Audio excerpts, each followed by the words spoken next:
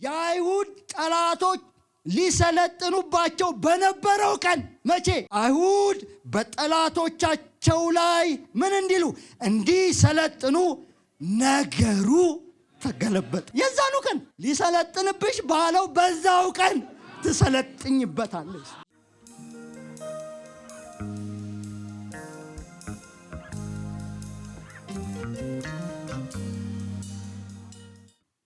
እዛው እንደቆምን ዘጸአት 17:14 አንድ ላይ ከኔ ጋር እናነባለን። እግዚአብሔርም ሙሴን ማን ነው? እግዚአብሔርም ማንን? ሙሴን። እግዚአብሔርም ሙሴ ቦታ መግባት ይቻላል። እግዚአብሔርም ማን? እግዚአብሔር ሙሴን ምን አለው? የአማሌቅን ዝክር ከሰማይ በታች ጨርሼ እደመስሳለሁና። ማን ነው የሚደመስሰው? እግዚአብሔር። ስለዚህ ምን አርግ?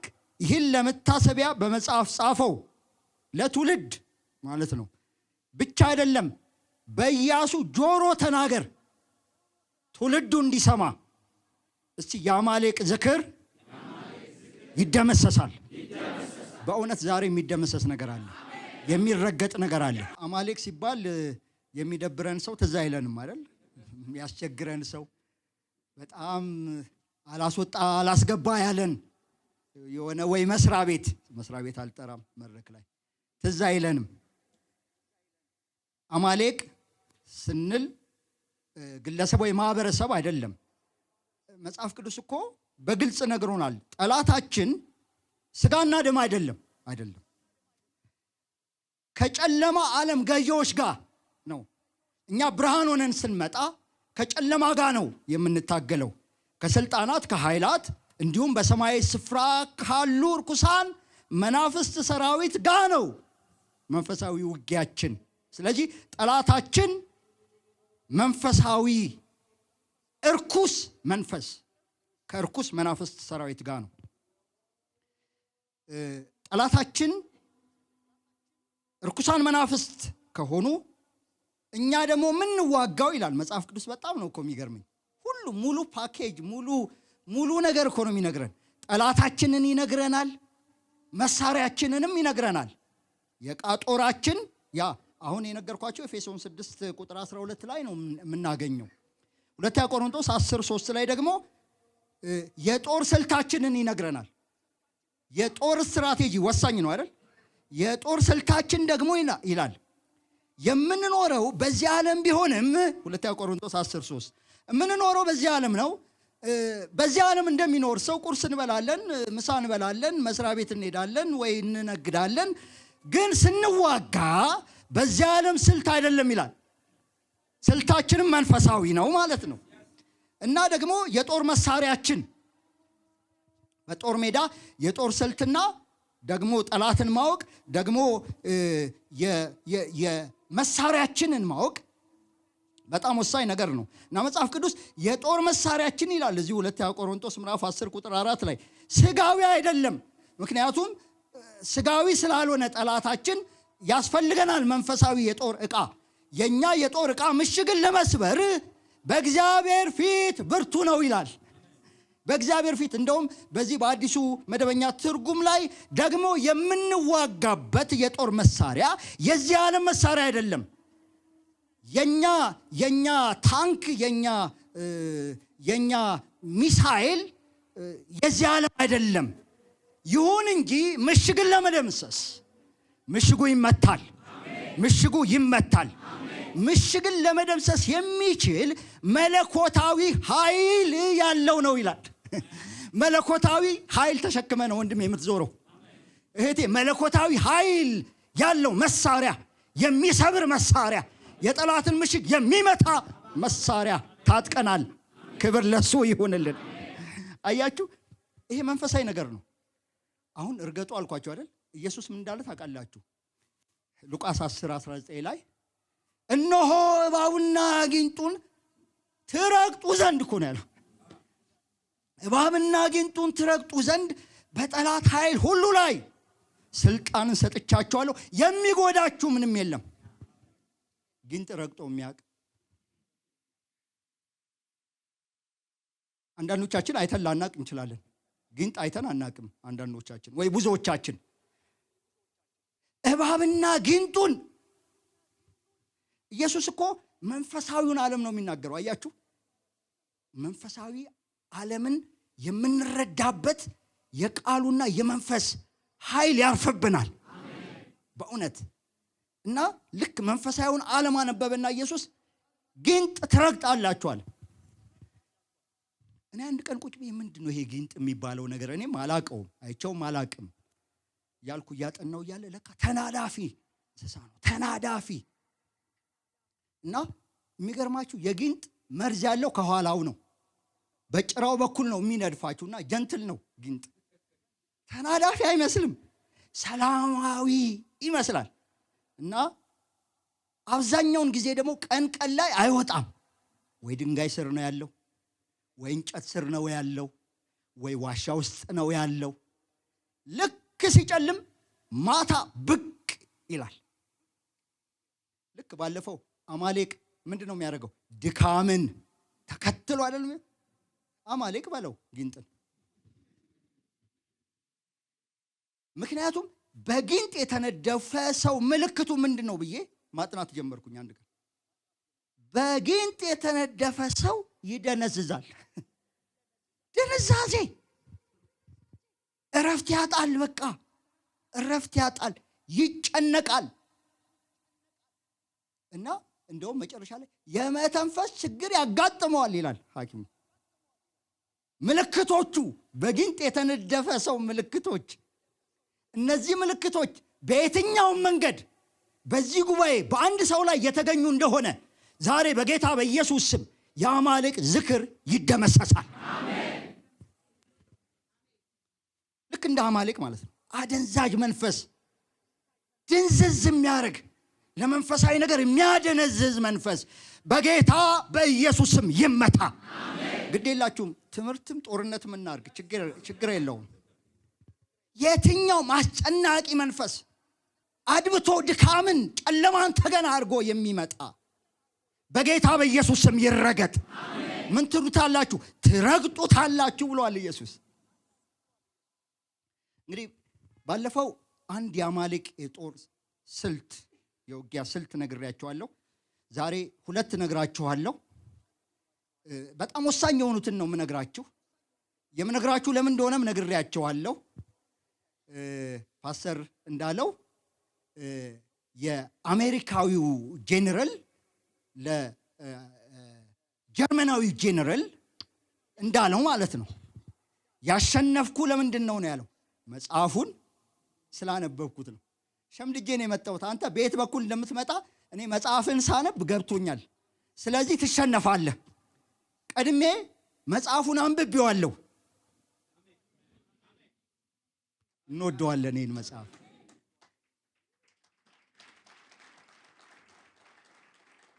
እንዴት ደስ እንደሚለኝ ይህ መጽሐፍ። የማይነግረን ነገር አለ እንዴ? ገና ለጦርነት ስትነሳ እንደምታሸንፍ ይነግርሃል። እንዴት እንደምታሸንፍም ይነግርሃል። ጠላት ማን እንደሆነ ይነግርሃል። ሃሌሉያ ሃሌሉያ። ይሄ በብዙ መከራ እጃችን የገባ እንደ ቀላል ቆጥረን ሊሆን ይችላል። ውድ መጽሐፍ፣ የእግዚአብሔር ስንፋስ ያለበት መጽሐፍ። ይሄን መጽሐፍ አንብቤዋለሁ።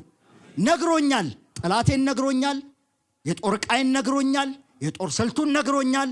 አማሌቅ ይመታል፣ እደመስሰዋለሁ የሚል አንብቤያለሁ። እግዚአብሔር እደመስሰዋለሁ ሲል አንብቤያለሁ። ይደመሰሳል። ከቤትሽ ላይ ይደመሰሳል። ከትውልዱ ላይ ይደመሰሳል። ትውልዱን አይበላም፣ ይመታል። ዛሬ የአማሌቅ ሁለተኛ ዋነኛ የጦር ስልት አለመታዘዝን በመጠቀም ተመላልሶ ማጥቃት እንደሆነ መጽሐፉን አነበብን። አለመታዘዝ ለአማሌቅ በጣም ትልቅ እድል ይሰጣል። ለዚህ በጣም ጥሩ ምሳሌ ሳኦል ነው። እሱን ነው የምነግራችሁ። አንደኛ ሳሙኤል ምዕራፍ 15ን እናንተ አንብቡት። እኔ ትንሽ ነው የምነግራችሁ። አንደኛ ሳሙኤል ምዕራፍ 15 ልክ ሳኦል እንደነገሰ እግዚአብሔር መጣ ሳኦል ጋር። የቤት ስራ እሰጥሃለሁ አለው። የመጀመሪያ የቤት ስራ ቤተ መንግስት እንደገባ ምን ታረጋለህ መሰለ? የሰራዊት ጌታ እግዚአብሔር እስራኤልን ከግብፅ በወጣ ጊዜ አማሌቅ በመንገድ እየተቃወመ ያደረገበትን ምን እላለሁ አለ? እበቀላለሁ አለ። እግዚአብሔር እበቀላለሁ አለ እንደተናገረው። ግን ደግሞ የምበቀለው ባንተ ነው አለው። እና ምን አለው? አሁንም ሄደህ አማሌቅን ምታ አለው። ብቻ አይደለም ያላቸውን ሁሉ ፈጽመህ አጥፋ፣ አትማራቸው አለው። አትማራቸው፣ ወንዱን፣ ሴቱን፣ ብላቴናውን፣ ሕፃኑን፣ በሬውን፣ በጉን፣ ግመሉን፣ አህያውን እንዳትለቃል፣ ግደል። ሳኦል ቁጥር 4 ላይ አማሌቅን ከኤላውጥ ጀምሮ በግብፅ ፊት እስካለችው እስከ ሱር ድረስ ምን አላቸው? መታቸው። መታቸው። ቁጥር 8 የአማሌቅ ንጉሥ አጋግ በሕይወቱ ማረከው። አጋግን ማረከው። ሕዝቡን ሁሉ ምን አደረገ? በሰይፍ ስለት ፈጽሞ አጠፋቸው። ነገር ግን ሳኦልና ሕዝቡ ለአጋግ ለተመረጡትም በጎችና በሬዎች፣ ለሰቡትም ጥጆች፣ ጠቦቶች፣ ለመልካሞቹም ሁሉ ምን አሉላቸው? ራሩላቸው። ፈጽሞ ሊያጠፏቸው አልወደዱም። ፈጽመህ አጥፏቸው ነው የተባለው። ለአማሌቅ የሚራራ የለም። ለአማሌቅ አንራራለትም። እግዚአብሔር አራራለትም። ለሰይጣን አንራራለትም። ምክንያት አንሰጥም። አንራራለትም። እሱ አይራራልንም። በነገራችን ላይ ጠላታችን አይራራልንም፣ እኛም አንራራለትም። ምናምንቴውን የተናቀውን ፈጽሞ አጠፋ። ግን አያችሁ የሚመቸውን ታዘዘ። መንፈሳዊ ውጊያ ላይ በጣም ጥንቃቄ ማድረግ ያለብን የሚመቸንን ሳይሆን የታዘዝነውን ነው መፈጸም ያለብን። የሚመቸንንማ የሥጋ ጦር ዕቃ ነው። ባይመቸንም አሁን ባለፈው ምን አለን? ሙሴ እጁን ሲዘረጋ አማሌቅ ይመታ ነበር አለን። ምንድነው እነዚህ የሚያካብዱት ካልክ ያከብድብሃል። ሞኝ መሆን ያለብን። የሙሴን እጅ መደገፍ ካለብን ቶሎ አፈፍ አድርግ። ለምን ዱላውን ለመቀማት ትሮጣለህ? ለአንተ አይደለማ ዱላው። የሙሴ በትር ናት፣ የእግዚአብሔር በትር ናት። እና ከዛ በኋላ እግዚአብሔር መጣ ሳሙኤል ጋር። ቁጥር 10 ላይ በአዲሱ መደበኛ ትርጉም ስታነቡ ከዚያ በኋላ የእግዚአብሔር ቃል እንዲህ ሲል ወደ ሳሙኤል መጣ ይላል። ማታ ማለት ነው። ሳኦል እዛ ይዋጋል። እግዚአብሔር አይቷል። መጣ ሳሙኤል ጋርና ሳኦል መንገስ አልነበረበትም። ትእዛዜን አልፈጸመም። ለመፈጸም ሞክሯል አይደለም ያለው፣ ትእዛዜን አልፈጸመም። ሳሙኤል ተጨነቀ። ወንድሜ ሌሊቱን ሙሉ ሲጸልይ አረ ጌታ ሆይ ሲል እዛ በጠዋት ሳሙኤል ወጣ። ሳኦልን ለመገናኘት ሄደ። ሲሄድ ማግኘት የነበረበት ሳኦል መገኘት የነበረበት ቦታ አልነበረም። ሲሄድ የለም። ሲጠይቅ የት ሄዷል አሉት። ወደ ቀርሜሎስ ሄዷል አሉት። እንዴ ወደ ቀርሜሎስ ሄደው ለምን? ምን አድርጎ ነው? ለራሱ ክብር የመታሰቢያ ሐውልት በዚያ ካቆመ በኋላ ተመልሶ ወደ ጌልጌላ ወርዷል። ሰውየው በቃ አንቀጭቅጆታል። የለም አንዴ ቀርሜሎስ ስትለው እንትን ይሄዳል፣ ስለው ጌልጌላ ይሄዳል። ግን ወደ ቀርሜሎስ ከመሄዱ በፊት ምን አደረገ? ሐውልት ሰራ። ሐውልት አቆመ። አየህ፣ ትዝ ይላችኋል ሙሴ አማሌቅን ከመታ በኋላ ሐውልት ሰራ። እንዴ ምንድነው የሰራው? መሰዊያ ሰራ። አማሌቅን መተህ ሐውልት አታቆምም። አማሌቅ ሲመታ ለእግዚአብሔር መሰዊያ ይሰራል። እና ለመሰዊያው ስም ሰጠው። መሰዊያውን ምን አለ? ያህዌ ንሲ አለው። እግዚአብሔር ሰንደቅ ዓላማዬ ነው፣ ክብሬ ነው፣ ኃይሌ ነው፣ ድሌ ነው አለና እግዚአብሔርን ከፍ አድርጎ በአማሌቅ ላይ አውለበለበው። እግዚአብሔር ብቻ ይውለብለብላችሁ። እግዚአብሔር ብቻ ከፍ ይበልላችሁ። በሕይወታችሁ ሁሉ እግዚአብሔር ይታይላችሁ። እሱን ነው ማሳያሉ ባንዲራውን። ከዛ ሳውል ግን ሐውልት ሰራና ያህዌ ነሲ አይደለም ያለው ሳውል ንሲ አለ። በጌታ በኢየሱስ ስም የሰው ሐውልት ይውደቅ፣ ከምድራችን ላይ ይውደቅ።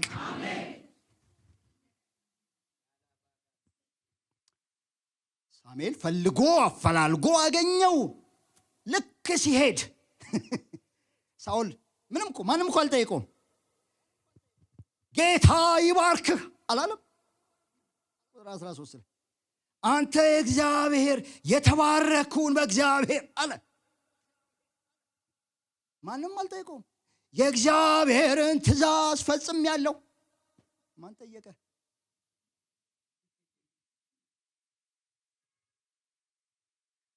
ሳሙኤል ምን እንዳሉ ታውቃላችሁ? በጆሮዬ የምሰማው ምንድን ነው? የእስራኤላዊ በግ አይደለም የሚጮኸው። የሚጮኸው የእስራኤላዊ በሬ አይደለም። ሳሙኤል ዲዘርን ያደርጋል። እንኳን አማሌቅን የአማሌቅን በሬ ዲዘርን ያደርጋል። ኖ ይሄ ግሳት አይደለም። ጌታ ዓይናችሁን ይክፈትላችሁ። አማሌቅን ብቻ ሳይሆን የአማሌቅ የሆነውን ነገር ሁሉ የምትለዩበት መንፈሳዊውን ዓለም ዲዘርን የምታደርጉበት የዓይን መብራት ይሆንላችሁ እና እነሱ ናቸው እንዲህ አለ። እነዚህ እኮ ምን መሰለ ለእግዚአብሔር እኮ ለመሰዊያ እንዲሆኑ ለመስዋዕቱ የመጡ ናቸው። መልካም በጎች። መልካም ብትለው አማሌቅ ነው። በሬ መልካም በሬ። የቀሩትን አጥፍተናል። ለአምልኮ ግን እግዚአብሔር በአማሌቅ በሬ አይመለክም። እግዚአብሔር በአማሌቅ በግ አይመለክም። እግዚአብሔር በእውነትና በመንፈስ ይመለካል። በዚህ ቤት ይመለካል። በእኛ ቤት ይመለካል። በጓዳችን ይመለካል። በአደባባያችንም ይመለካል። እግዚአብሔር አልቸገረውም ወንድሜ።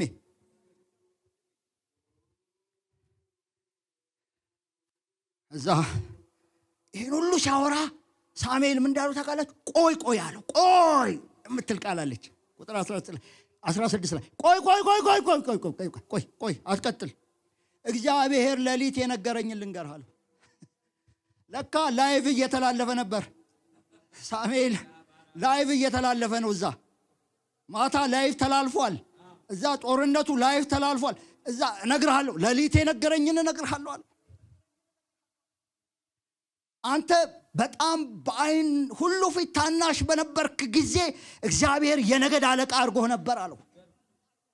ንጉሥ እንድትሆን በእስራኤል ላይ ሾሞህ ነበር። ፈጽመህ አጥፋ ብሎ እግዚአብሔር ልኮ ነበር። ውጋቸው ብሎ ነበረ። አንተ ግን ለምርኮ ሳስተህ የእግዚአብሔርን ቃል አልሰማህም። በእግዚአብሔር ፊት እኮ ክፉ አደረግህ አለው። ለአማሌቅ አነሳሳለትም። ዛሬ ነፃ የሚወጡ ሰዎች አሉ። የሚጨክኑ ሰዎች አሉ። የሚበረቱ ሰዎች አሉ። ይሄ ቃል የሚያበረታቸው ሰዎች አሉ። በጠላት ፊት ግንባራቸውን ናስ የሚያደርጋቸው ሰዎች አሉ። ጠላትን የሚያስፈሩ እህቶች አሉ። ጠላትን የሚያስፈሩ ወንድሞች አሉ። ሳኦል መከላከል ጀመረ። አንዳንድ ሰው ታውቃላችኋል፣ እጅ አይሰጥም። እንኳን ለሰው ለእግዚአብሔር እጅ አይሰጥም። እንዴ አለ ቁጥር 20 ላይ የእግዚአብሔርን ቃል ሰምቻለሁ አለ። ልክ ነው፣ ሰምቷል። እግዚአብሔር በላከኝ መንገድ ሄጃለሁ አለ። የአማሌቅን ንጉሥ አጋግን አምጥቻለሁ። ሰምቻለሁና አምጥቻለሁ አብሮ አይሄዱም። በነገራችን ላይ ከሰማህ ማምጣት አይደለም ማጥፋት ነው ያለብህ። ሰምቻለሁ ብለህ በጣም ተምታቶበታል ሰውየው። ሰምቻለሁ ብለህ እግዚአብሔርን በእግዚአብሔር መንገድ ሄጃለሁ ብለህ ደግሞ አጋግን አምጥቻለሁ አይባልም። ፈጽሜ አጥፍቻለሁ። ደግሞ እኮ እኔ ብቻ አይደለው፣ ህዝቡ እኮ ነው። ህዝቡ ይከፋዋል። ህዝቡ በአንድ ላይ ተሰብስቦ እንደውም የምንሰዋው እነዚህን በጌልጌላ ላይ ነው አሉኝ አለ። በጌልጌላ እንድንሰዋቸው። እነዚህ ደግሞ እርም የሌለባቸው ከእርም የተመረጡ ናቸው። ደስ አይልም? ከዛ በጣም መታዘዝን በተመለከተ የምንወደው ቃል ከሳሙኤል አፍ የወጣው በዚህ ሰዓት ነው። ኖ አለው፣ በውኑ የእግዚአብሔርን ቃል በመስማት ደስ እንደሚለው እግዚአብሔር በሚቃጠልና በሚታረድ መስዋዕት፣ በአማሌቅ መስዋዕት፣ በአማሌቅ በሬና በአማሌቅ በግ ደስ ይለዋልን? መታዘዝ ከመስዋዕት፣ ማዳመጥ የአውራ በግ ስብ ከማቅረብ ይበልጣል። አመፀኝነት እንደ ሟርተኛ ኃጢአት፣ እልከኝነት ሳኦል እልከኛ ጣዖትንና ተራፊምን እንደማምለክ ነው። የእግዚአብሔርን ቃል ንቀሃልና እግዚአብሔር ንጉሥ እንዳትሆን ናቀህ። ንስሐ እገባለሁ፣ በጌታ በኢየሱስ ንስሐ እገባለሁ። በቃ ሳኦል የሳኦል ንስሐ ታውቃላችኋል። የሳኦል ንስሐ ሰምታችኋል። ጌታ ሆይ ይቅር በለኝ። ቁጥር 24 ላይ ያለው የሳኦል ንስሐ ምንድን ነው? ሕዝቡን ስለፈራው፣ ቃላቸውን ስለሰማው፣ የእግዚአብሔርን ትእዛዝ ያንተን ቃል በመተላለፍ በድያለሁ። አሁንም እባክህ ኃጢአቴን ይቅር በለኝ፣ ለእግዚአብሔር እሰግድ ዘንድ ከእኔ ጋር ተመለስ። የሳኦል ንስሐ ንስሐ እገባለሁ፣ ግን የዛሬን አታሳፍረኝ። ስግደት ላይ አብረኸኝ አቴንድ ብታረግ፣ አብረን ብንሰግድ፣ ሳኦል ምንም ስህተት እንዳልሰራ ህዝቡ እንዲያስብ ብታረግልኝ፣ ብታጅበኝ እኮ ኖ እግዚአብሔር ከናቀ በኋላ አብሬ መቀጠላችን። ቁጥር 30 ላይ የሳኦል ንስሐ እሱን በድያለሁ። በጣም ደጋግሞ ነው ንስሐ የሚገባው። በእውነት እሱን በድያለሁ። አሁን ግን በሕዝቤ ሽማግሌዎች ፊትና በእስራኤል ፊት እባክህ አክብረኝ። ሰው ፊት አታዋርደኝ፣ ሽማግሌዎቹ ፊት አታዋርደኝ። ለእግዚአብሔር እሰግድ ዘንድ አብረኸኝ ተመለስ፣ አታዋርደኝ እባክህ፣ አክብረኝ እነሱ ፊት። እግዚአብሔር ፊት ሳትከብር ሰው ፊት ብትከብር ምን ዋጋ አለው? ሳኦል ሳሙኤልን በጣም በንስሐ ጸሎት ውስጥ ቢለምነውም ሳሙኤል ግን ከሳኦል ወደ ኋላ ተመለሰ ነው። ለብቻው ሰገድ ሄዱ። በጣም አንድ ነገር ነግሬያችሁ ልጨርስ። ይሄንን ማለት ነው፣ ሙሉን አይደለም ልጨርስ ያልኩት። ልጨርስ ብሎ ቀጠለ እንዳትሉ። መጨረሻ ሳኦልን ማን እንደገደለው ታውቃላችሁ? የሳኦል ገዳይ ማን ነው? ሁለተኛ ሳሙኤል የመጀመሪያው ምዕራፍ ሲጀምር፣ ሁለተኛ ሳሙኤል ምዕራፍ 1 ዳዊት አማሌቃውያንን ከመግደል ተመልሶ፣ ይሄ ታሪክ ባለፈው ምዕራፍ 13 አይደል እንዴ አይተነዋል። አንደኛ ሳሙኤል ምዕራፍ 13 ዳዊትም ልቡን በእግዚአብሔር አበረታ፣ ከዛ አማሌቅን ደርሶ መታቸው፣ ምርኮን ሁሉ አስጣላቸው የሚለውን ልክ ከዛ ሲመለስ ይላል በሲቅላግ 2 ቀን ያህል ተቀመጠ ተመልሶ። ከዛ 3ኛው ቀን ላይ ከነሳኦል ሰፈር አንድ ሰው ልብሱን ቀዶ ራሱ ላይ ትቢያ ነስንሶ ወደ ዳዊት እየሮጠ በግንባሩ ተደፍቶ እጅ እየነሳ መጣ። ከእስራኤል መንደር ኮብልዬ ነው የመጣሁት ይላል ሰውየው። ነገሩ ምን ሆነ አለ ዳዊት። ምክንያቱም ከፍልስጤም ጋር ጦርነት እንደገጠመ ያቅ ነበር ዳዊት። ሕዝቡ ሁሉ ከሰልፍ ሸሽቷል። ከሕዝቡ ብዙ ወደቁ፣ ሞቱ። ሳኦልም ዮናታንም ልጁም ሞተዋል አለው። ወረኛው ጎልማሳ ይላል።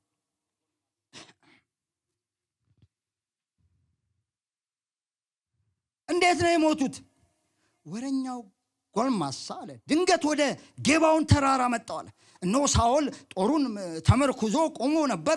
ሰረገሎችና ፈረሶች ተከትለው ደረሱበት። ወደ ኋላ ዞር አለና እኔን አይቶ ጠራኝ። ትንሽ ታሪክ አዛብቷል አይደል? ምዕራፍ 31 አንደኛ ሳሙኤል ላይ ትንሽ አዛብቷል ግን አለኝ። ከዛ እሱ አንተ ማን ነህ አለኝ አለ። ሳኦል እኮ ነው። አንተ ማን ነህ ሲለኝ ማነኛ አለ።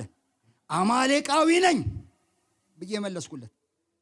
እሱም ሰውነቴ ዝሏልና እነሆ እስካሁን ድረስ ገና ነፍሴ ገና ፈጽማ ሕያው ናትና በላይ ቆመ ግደለኝ አለኛል። እኔም ከወደቀ በኋላ አለመዳኑን አይቼ በላዩ ቆሜ ምን አልኩት አለ። በራሱ ላይ የነበረውን ይኸው ዘውድ ይዤ ልመጣው ወደ ጌታዬ ወደ ዳዊት አለ። በነገራችን ላይ ምዕራፍ 31 አንብቡት። አንደኛ ሳሙኤል ትንሽ ታሪክ አዛብቷል። ወሬኛ ብሎታል። ለነገሩ ችግር የለም። ወሬኛ ያዛባል፣ ትንሽ ይጨምራል ይቀንሳል። ሳኦል ጋሻ ጃግሬዎቹን መጀመሪያ ምን አላቸው? ግደሉኝ አላቸው። እኛ እግዚአብሔር በቀባው ላይ እጃችንን አናነሳም ሲሉ ዞር ሲል አማሌቅ አጠገቡ ነው ያለው። አየ ያላጠፋው አማሌቅ ሲከታተለው ኖሯል። ግደለኝ አለኝ። ወደኩበታል። ባለመታዘዝ የተውነው አማሌቅ ያጠፋ። የራራንለት አይራራልንም ያልኳቸው ለዛ ነው። የራራንለት አይራራልንም። ለጊንጡ አንራራም፣ ለሰይጣን አንራራም። ከትውልዱ ላይ ቦጫጭቀን እንጥለዋለን። የአማሌቅን ስራ ሁሉ ዝክሩን እንደፋለን፣ እንረግጠዋለን። ይሄ ባዶ ፉከራ እንዳይመስል። በመንፈሳዊው ዓለም ውስጥ ከእያንዳንዳችን ህይወት ጎዳና ተጠርጎ የሚወጣ የአማሌቅ አሰራር አለ። ባለመታዘዝ የገባ ቢኖር ዛሬ በነገራችን ላይ ይሄ አዲስ ኪዳናዊ ነው። አዲስ ኪዳናዊ ነው። ላንብብላችሁ። እንደውም 2 ቦታ አነብላችኋለሁ። ምንድነው የሚለው? ስለ መንፈሳዊ ውጊያ ቅድም 2ኛ ቆሮንቶስ ምዕራፍ 10 ቁጥር 3 በሰው ልማድ አንመላለስም የሚለውን እንደ ሰው ልማድም አንዋጋም የሚለውን ሳነብላችሁ ቁጥር 4ን የጦር ዕቃችን ስጋዊ አይደለም የሚለውን ሳነብላችሁ ቁጥር 5ን አላነበብኩላችሁም። አሁን ላነብላችሁ ስለፈለኩ ነው። ምን ይላል? 2ኛ ቆሮንቶስ 10:5 የሰውን ሐሳብ በእግዚአብሔር ዕውቀት ላይ የሚነሳውን ከፍ ያለውን ነገር ሁሉ ምን እናደርጋለን? እናፈርሳለን። እስቲ ጉባኤው እናፈርሳለን ይበል። እናፈርሳለን ይበል። እኔም ላይ ቢሆን ይፍረስ፣ ትውልዱም ላይ ቢሆን ይፍረስ፣ ቤቴም ቢሆን ያለው ይፍረስ፣ ሰፈሬም ያለ ቢሆን ይፍረስ። ይፍረስ ይፍረስ ይፍረስ። በእግዚአብሔር ዕውቀት ላይ የሚነሳ ይፍረስ። በእግዚአብሔር ሐሳብ ላይ የሚነሳ ይፍረስ። ስውር ቢሆን ይፍረስ፣ የተገለጠ ቢሆን ይፍረስ። እና ይሄን የምናደርገው ለክርስቶስ ለመታዘዝ ይላል። አየህ አዲስ ኪዳናዊ ነው። ለመታዘዝ አእምሮን ሁሉ እንማርካለን ይላል። ለክርስቶስ የተማረከ አእምሮ ለክርስቶስ ይታዘዛል። አየህ እና መታዘዛችሁ በተፈጸመች ጊዜ አለመታዘዝን ሁሉ ልንበቀል ተዘጋጅተናል። ምንን ለመበቀል? አለመታዘዝን። በመታዘዝ ስንበቀል አማሌቅ እየፈረጠጠ እየሮጠ የሚይዘው የሚጨብጠውን አጥቶ ይሮጣል፣ ይሸሻል፣ ዝክሩ ይፈሳል፣ መታሰቢያነቱ ይጠፋል። እንደዚህ ነው የምንዋጋው አለ። በነገራችን ላይ እኔ በህይወቴ በጣም ተለማምጃለሁ። ትንሽ መታዘዝ ብዙ በረከት ይዛ ትመጣለች። በጣም ብዙ በረከት። እግዚአብሔርን እሺ ማለት አይበጅሽም ሲል አይበጀኝም ስትይ እየመታሹ ነው፣ እየተበቀልከው ነው። አይ አማሌቅን እንበቀለው በመታዘዝ በመታዘዝ ለእግዚአብሔር በመታዘዝ ለእግዚአብሔር በመታዘዝ አማሌቅ ተጠርጎ ይወጣል። እሺ ልድገምላችሁ ሌላ ጥቅስ። ያዕቆብ ደግሞ ሲነግረን ስለ መንፈሳዊ ውጊያ ሲነግረን ያዕቆብ 4:7 ላይ እንግዲህ ለእግዚአብሔር ተገዙ። ምን ያገናኘዋል? አሁን በነገራችን ላይ እኔም ማምነውን ልንገራችሁ። እቺ ቤተክርስቲያንም እንደምታምን አውቃለሁ። ጠላትን በሁሉም አቅጣጫ እንመታዋለን። በኢየሱስ ስምም እንዋጋዋለን። በስሙም ደርምሰን እንጥለዋለን። በመገዛትም ደግሞ እንመታዋለን። አንዳንድ ሰው መገዛት ነው እንጂ ምንድነው በኢየሱስ ስም የምትሉት? ምንድነው በኢየሱስ ስም ስትሉ ፊታችሁ እንትን የሚለው ጅማታችሁ? ታዲያ በኢየሱስ ስም ልበለው አልለውም? በእውነት ጦርነት ላይ እንዳለ ሰው ነው የምዋጋው።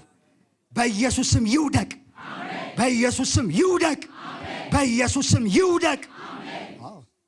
በስሙም እንጥለዋለን። ሌላ ደግሞ ጦር የምንዋጋበት ደግሞ አለ። ለእግዚአብሔር ተገዙ አለ። አየህ እንግዲህ ለእግዚአብሔር ተገዙ፣ ዲያብሎስን ግን ምን በሉት? ተቃወሙ። ከእናንተ ምን ይላል እስቲ? ይሸሻል በሉ። ምን ይላል? ይሸሻል። ምን ይላል? ይሸሻል። ወደ እግዚአብሔር ቅረቡ። ይቀርባል እግዚአብሔር። መንፈስ ቅዱስ ይቀርባል። ወደ ቤትሽ ይቀርባል። ወደ አንቺ ይቀርባል። ወደ አንተ ይቀርባል። ያንተ ወደ ሆነው ይቀርባል። እሱ ደግሞ ይሸሻል። በመታዘዝ ይመታል። እሺ በማለት ይሸነፋል። አሁን ዛሬ ቶሎ ምነግራችሁ አማሌቅ ታርጌት ያደረገው ስትራቴጂው ትውልድን ማጥፋት ላይ ነው። ሶስተኛው አንደኛ ድካምን በመጠቀም ተመላልሶ ማጥቃት ነው። ሁለተኛ አለመታዘዝን ነው። ሶስተኛው ታርጌት የሚያደርገው ሁለት ምሳሌዎች ብሰጣችሁ ደስ ይለኛል። ብዙ ነገር አለ ግን ሁለት ነው የምነግራችሁ ትውልድ ላይ። ይሄ በእውነት ዛሬ አንዴ መጨረሻ ላይ ቆመን እንመተዋለን። ትውልድ ያመልጣል። ልጆቻችን ያመልጣሉ። በእውነት ያመልጣሉ። እዚህ ቸርች ያሉ ወጣቶች አይያዙም። ቲኔጀሮች አይያዙም። እሳት ሆነው ይነሳሉ። ለጠላት እሳት ይሆኑበታል።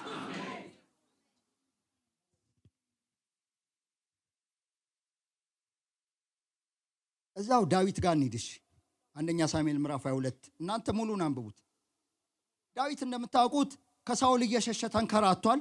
በኤዶላም ዋሻ ሄዶ ነበረ። ከዛ ወደ ምንድነው ወደ ምጽባ ኮረብታ ወደዛ ሄደ። ከዛ ነብዩ ናታን መልእክት አመጣለት። አሁን እንግዲህ ከምጽባን ኮረብታ ወርደህ ወደ ዱሩ ወደ ሄሬት ጫካ ግባ አለው። እግዚአብሔር ከተናገረ ቀጥ ብሎ ሄደ። ወደ ጫካ ሲገባ ሳውል ሰማ። ዳዊት በሄሬት ዱር በጫካ ውስጥ ይገኛል የሚል ወሬ ሰማ። መጣ፣ ተከተለው።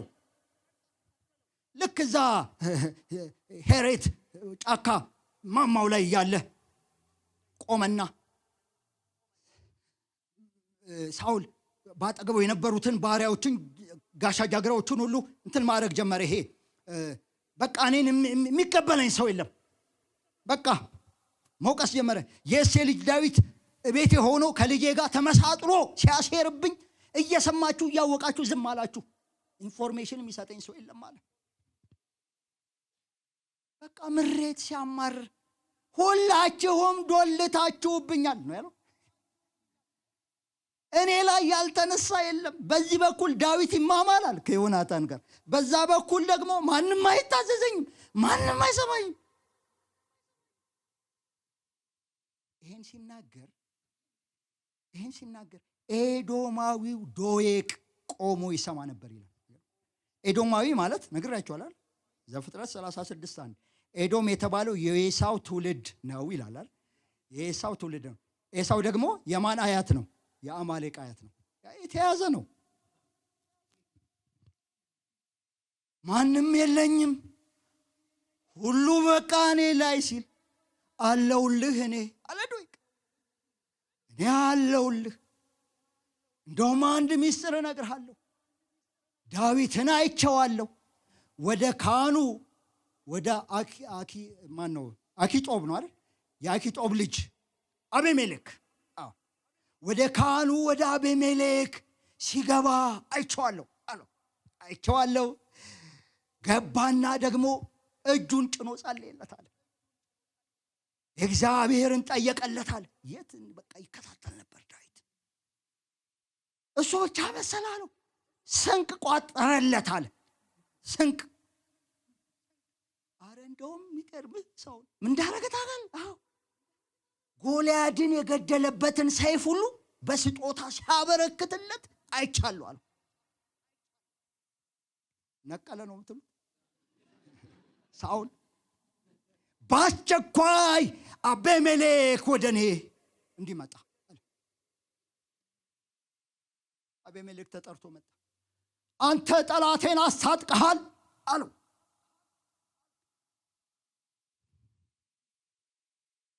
አረ ንጉሥ ሆይ እኔ ዳዊትን ሳቀው ታማኝ ባሪያህ እንደሆነ ነው የማውቀው። ከታማኝ ባሪያ ደግሞ በላይ አማችም ነው አለ። ልክ እውነቱን እኮ ነው። አማች ነው። እንግዲህ ሰይፉ ራሱ ዳዊት አንገቱን የቆረጠበት የጎልያድ ሰይፍ ነው። ቢሰጠውስ ደግሞ አማች ነው። እኔ ዳዊትን ሳቀው ታማኝና መልካም እንደሆነ ነው የማውቀው። ለዛ ነው ይሄንን ማንም የሚሰማ የለም አለ። በጣም የሚገርማችሁ ቁጥር 17 ላይ ንጉሡ በዙሪያ ያሉትን እግረኞች ወታደሮች ዞሮ የእግዚአብሔርን ካህናት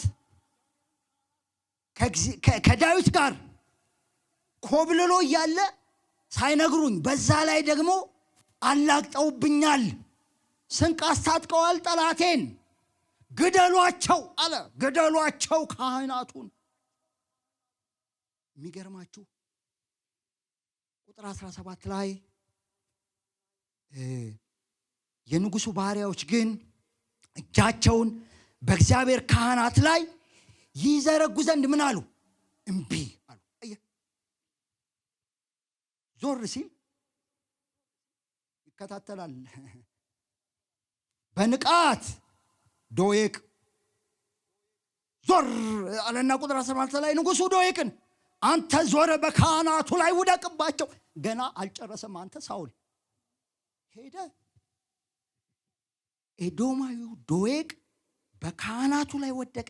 በዚያ ቀን የበፍታ ኤፉድ የለበሱ ስንት 85 ካህናት ነው የገደለው። ከዛ በኋላ በጣም የሚገርመኝ እኮ ግደል ያለው ካህናቱን ነው አይደል? ወደ ኖብ ሄደ። ኖብ የካህናቱ ከተማ ናት። ወደ ኖብ ሄደና ኖብን በስለት ሰይፍ መታ። ወንዶችና ሴቶችን ብላቴኖችን ጡት የሚጠቡትን ምን አረጉ? እነሱ ጡት በሬዎችን፣ አህዮችን፣ በጎችን በሰይፍ ስለት ገደለ ይላል። አማሌቅ ትውልድ እዛ ካህናቱን ገሎ አይደለም ያበቃው። ሄደ ሰፈር ውስጥ ጡት የሚጠቡ ትውልዱን፣ ብላቴኖችን፣ ወጣቶችን፣ ሴቶችን፣ ወንዶችን በሰይፍ መታ። ልጆቻችን እስቲ እናንሳ፣ በትውልዱ ላይ እናንሳ። እዚህ በጣም ብዙ ወጣቶች ይታዩኛል። በጌታ በኢየሱስ ስም ትውልድ የሚመታ ትውልድን ለመምታት እንኳን የተዘጋጀ የክፉ አሰራር ትውልዱን በሱስ የያዘ ትውልዱን በክፋት የያዘ በኢየሱስ ስም ይመታ። እኛ ደግሞ ሰይፋችንን እንመሳለን። በዚህ ቃል እንመታዋለን። በትውልዱ ላይ ያሰበውን ሐሳቡን በኢየሱስ ስም እናፈርሳለን። የትውልዱን አእምሮ እንማርካለን። ወጣቶችን እናስመልጣለን። ልጆቻችንን እናስመልጣለን። እኛ የአገልጋይ ልጅ ምናምን ሲባል አብረን አናሾፍም። በኢየሱስ ስም እናስመልጣለን። የአገልጋዮችን ልጆች እናስመልጣለን። በኢየሱስ ስም እናስመልጣለን። በኢየሱስ ስም እናስመልጣለን። ክርስትና አይቆምም፣ ይቀጥላል። በእሳት ይቀጥላል። በክብር ይቀጥላል። ትውልዱን እንዋጃለን። በጣም የሚገርመው እኔ ዳዊት ያለውን ነገር ከዛ አምልጦ አብያታር አምልጦ መጣ ወደ ዳዊት እየሮጠ ምን ሆነ ነው አለው ዳዊት። ቁጥር 22 ላይ ኤዶማዊው ዶይቅ በዚያ ያደረገውን ሁሉ ነገረው። ዳዊት እንደዚህ አለ፣ ኤዶማዊው ዶይቅ በዛ መኖሩን ባየው ጊዜ አለ ለሳውል በእርግጥ ይናገራል ብዬ በዚያ ቀን አውቄዋለሁ አለ። ዳዊት እንዴት እንደ ሰዓት ሆነበት። በቃ ዳዊት ጋር ተያይቷል። ታውቃለህ ዶይቅና ዳዊት የዛኔ ዳዊት አይቶታል። አይቸው ነበር አለ እና ዲዘርን አድርጌ ነበር አለ። ለሳውል ሄዶ ይነግረዋል። የሚገርም መንፈስ ቅዱስ ያችን ቀን ነግሮት ነበር ለዳዊት እና ይነግረዋል ብዬ አውቄ ነበር አለ። ዲዘርን አድርጌው ነበር አለ እና ምን እንዳለ ታውቃላችሁ? በጣም ያሳዝነኛል። ለአባት ቤት እነሱ ሁሉ የጥፋት ምክንያት እኔ ነኝ አለ። እኔ ነኝ ትውልዱን ያስበላሁት እኔ ነኝ። ተያይተን ነበር አለ። ገብቶኝ ነበር አለ። ዛሬ መንፈስ ቅዱስ ገልጦልን አሳይቶን አንለቀውም፣ ጊዜ አንሰጠውም። በኢየሱስም እንመታዋለን፣ እንመታዋለን። እዚህ ቸርች ባሉ ልጆች፣ ወጣቶች ላይ፣ ብላቴኖች ላይ አይሰራም፣ አይከናወንለትም። የዚህ ዘመን ክፋት አይበላቸውም፣ አይበላቸውም። ያመልጣሉ፣ ያመልጣሉ፣ ያመልጣሉ።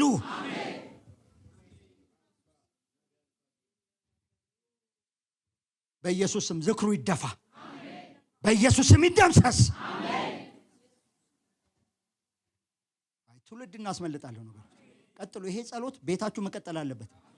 አሁን እኔ አሁን ይሄን ቃል ጌታ ከሰጠኝ በኋላ ሌሊት እየተነሳው 4 ልጆች አሉኝ። በነገራችን 4ቱም ላይ ዘይት እየቀባው አምልጪ፣ አምልጥ፣ አምልጥ፣ አምልጥ።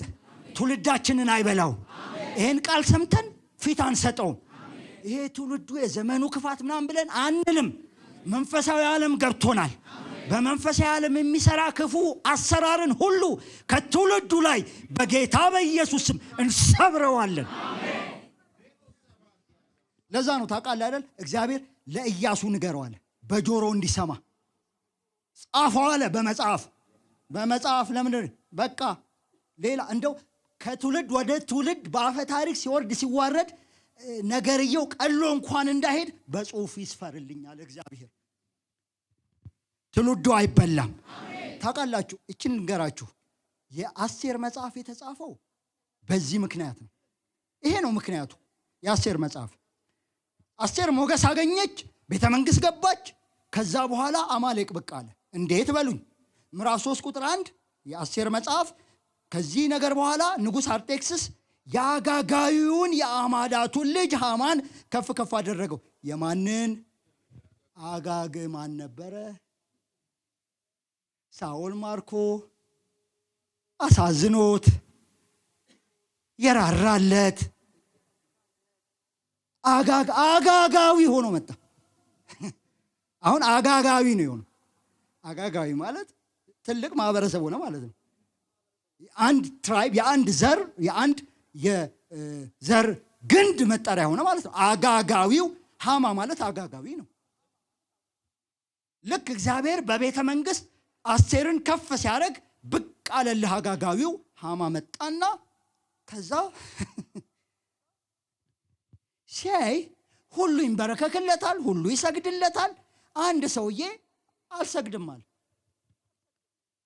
በቃ ተናደደ። ዝም ብሎ ሲያየው ይናደዳል። አላናገረው። የእግዚአብሔር ሰላምታ የላቸው። ዝም ብሎ አየውና ተናደደ። ጠላት ይናደድብሽ አያገኝሽም። ጠላት ይናደድብህ አያገኝህም። አንሰግድልህም፣ አንደፋልህም።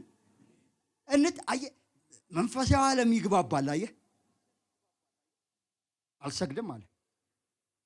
ይሄ ሰውዬ ከየት ነው የመጣ ብሎ ሲያጠያይቅ ሰውየው ለካ ታሪካዊ ጠላት ነው። አሃ መርዶኪዎስን መግደልማ ይሄማ ትንሽ ነገር ነው አለ። ትንሽ ነገር ነው፣ በዓይኑ የተናቀ ነው አለ። መርዶኪዎስን ገድዬ ምን መርዶኪዎስን ብቻ ሳይሆን አለ የእሱን ዘር በሙሉ ከምድረ ገጽ አጠፋለሁ አለ። ከዚያ ሃማ ንጉሱ ጋር ቀጠሮ ያዘና በዚህ በግዛት በ120 ግዛት ውስጥ አንድ ህዝብ አለ አለ። አንድ የተለየ ህዝብ፣ ከሌሎች የተለየ ልማድ ያለው፣ ለህግ የማይታዘዝ። ይህን ዝም ካልከው ነገ አንተ ላይ ነው እዚህ ላይ ይወጣብሃል አለ። እኔ እንደውም በጀት መድባለሁ አለ። ታውቃለህ ሃማ ምን እንዳለ ታውቃላችሁ? ቁጥር 9 ላይ እኔ 10,000 መክሊት ህዝቡን ለሚያጠፉ አበል መድባለሁ አለ። አበል መድባለሁ። 10,000 መክሊት ወደ መንግስት ግምጃ ቤት ገቢ ያደርጋለሁ። ለሚገሉ ይሄንን ህዝብ ለሚጨፈጭፉ አበል ይከፈላል። አበል ከፍሎም አያገኝም። ቀለበቱን አውልቆ ሰጠው ንጉሱ።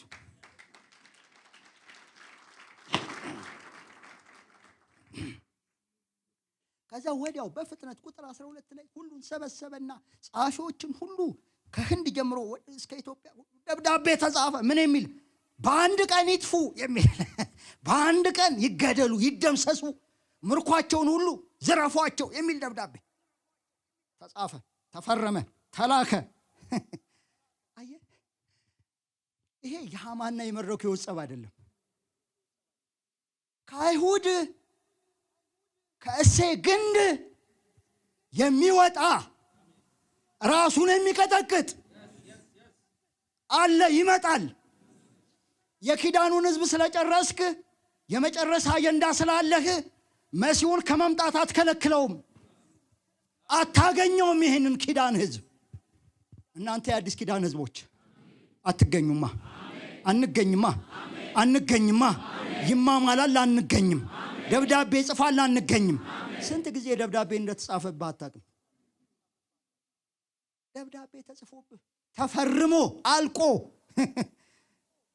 አዳር በሚባለው በ12ኛው ወር ተጠቅሶ ቀኑ ሁሉ ነገር እቺ ጀግና ሴት እንደው በቃ ቢገለኝም ይግደለኝ እገባለሁ፣ ምሰራውን እሰራለሁ አለች። እናንተ 3 ቀን ጾም ጸሎት፣ ኃይለኛ ጾም ጸሎት። በነገራችን አንዳንዶቻችሁ ጾም ጸሎት አውጁሽ። ጾም ጸሎት አትልቀቁት፣ እስኪለቅ አትልቀቁት። ጾም ጸሎት መታችኋ ከላይ የአማልቅ መንፈስ የሚሰራውን ተመታ፣ ከላይ ተመታ፣ የሐማስ ተመታ፣ ተጨፈጨ። ከዛ በኋላ ስትገባ ንጉሱ አንተ ለሌላ አድርጎት የማያውቀው ብድግ አድርጎ በትረ መንግስቱ እንትኑን አውጥቶ ምን ፈልገሽ ነው? ምን ፈልገሽ ነው? ይኔ ውዳላ ተነስ ብሎ የማያውቀው ግብዣ ላይ አልመጣችም ብሎ ሚስቱን የሚያባረረው ሰውዬ ያለ ህግ ስትገባ ብድግ ብሎ ሞገስ ነው። ሃሌሉያ! የእግዚአብሔር ሞገስ ይረፍባችሁ፣ የእግዚአብሔር ሞገስ ይረፍባችሁ። ምን ፈልገሽ ነው? አይ እራት ግብዣ ፈልጌ ነው አላለችም። ቀጥታ እኮ ይሄ ሐማ የሚባለው ሰውዬ አላለችም፣ እራት እንብላ አለች። አንዳንድ ሰባኪዎች ምን ይላሉ? መጀመሪያ ከኢየሱስ ጋር እራት ብላ ይላሉ። ህብረት ማድረግ ፌሎሺፕ።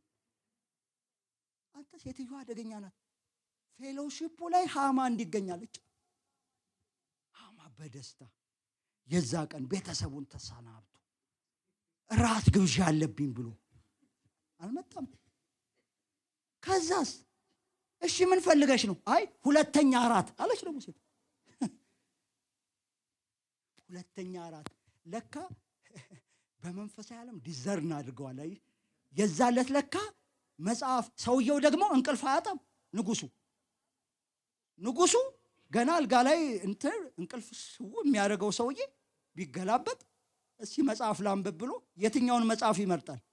ለንጉሱ ውለታ የዋሉ ሰዎች የሚለውን አልገለጠም። እንደዚህ ብሎ ሲገልጠው መርዶክዮስ የሚላል ይሄ ሰውዬ ማን ነው? ለንጉስ ውለታ አድርጎ ውለታ ያልተመለሰለት። አራው አያችሁ መንፈሳዊ ዓለም እንዴት እንደሚሰራ። ዛሬ እንቅልፍ ይጣላችሁ፣ ፍትህ ያጣችሁ ሰዎች፣ ፍትህ ያጣችሁ ሰዎች፣ ፍትህ ያጣችሁ ሰዎች፣ ፍትህ የተጓደለባችሁ ሰዎች፣ እንቅልፍ የሚያሳጣ የእግዚአብሔር መገኘት የእግዚአብሔር ሞገስ በእናንተ ላይ ይሆነላችሁ። ጥሩምባ እየነፋ አጅቦ አሳጅቦ አከበረው። መርዶክዮስ ነገረችው አስቴር የሆነውን ነገር። እሱ ባዘጋጀው መስቀል ላይ ይሰቀላል ንጉሥ። ምዕራፍ 9 ቁጥር 1 የምወደው ቃል ነው። ይሄን አንብቤ ነው የምጨርሰው።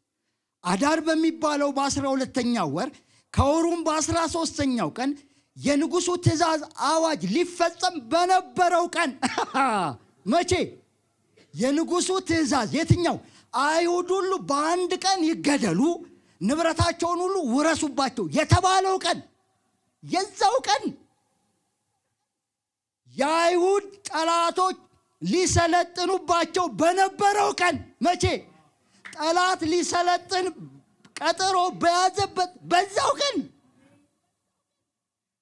አይሁድ በጠላቶቻቸው ላይ ምን እንዲሉ እንዲሰለጥኑ ነገሩ ተገለበጠ።